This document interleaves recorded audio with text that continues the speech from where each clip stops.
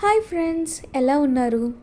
లైఫ్లో ప్రతి ఒక్కరికి ఒక స్కిల్ నేర్చుకోవాలని ఉంటుంది. కానీ ఎంతమంది నేర్చుకుంటున్నామో ఏదో ఒక రీజన్ ఉంటూనే ఉంటుంది.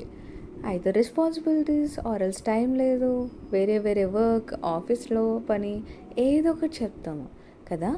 కానీ నేను ఈరోజు ఫిక్స్ అయ్యా, నేను మెహందీ నేర్చుకోవాలని. సో అందుకనని నేను యూట్యూబ్లో చూసా.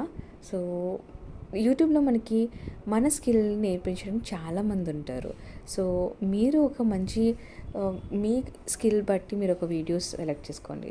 నేను ఎలాగా ఇప్పుడు మెహందీ నేర్చుకోవడానికి ఈ రోజు నుంచి ఫిక్స్ అయ్యా. సో నాతో పాటు మీరు కూడా నేర్చుకుంటారంటే మీకు కూడా టిప్స్ చెప్తా. సో ఫస్ట్ ఏంటంటే ఫింగర్ గ్రిప్పింగ్.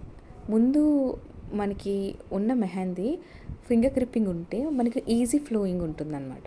సో నేను ఫస్ట్ నుంచి అంటే చాలా ఇయర్స్ నుంచి నేను మెహందీ అనేది పెడుతున్నాను. బట్ నేను ప్రొఫెషనల్ కాదు. సో ప్రొఫెషనల్గా అవ్వడానికి మాత్రమే నేను ఇప్పుడు నేర్చుకుంటున్నా.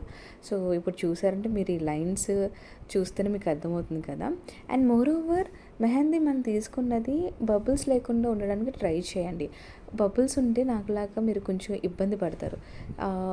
ఫ్లో అనేది అక్కడక్కడ మిస్ అయిపోద్ది అనమాట. సో మళ్ళీ బ్యాక్కి వెళ్ళి రావాల్సి వస్తుంది.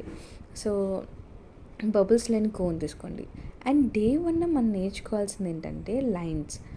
ఏంటి లైన్స్, ఈజీ కదా అని అనుకోవచ్చు. కానీ లైన్స్ అనేవి ప్రాపర్గా పెట్టగలిగితేనే మనకి మెహందీలో డిజైన్లో అందం వస్తుంది అనమాట. సో అందుకని ఎన్ని రకాల లైన్స్ ఉన్నాయో అన్ని రకాల లైన్స్ ఫస్ట్ ప్రాక్టీస్ చేయండి.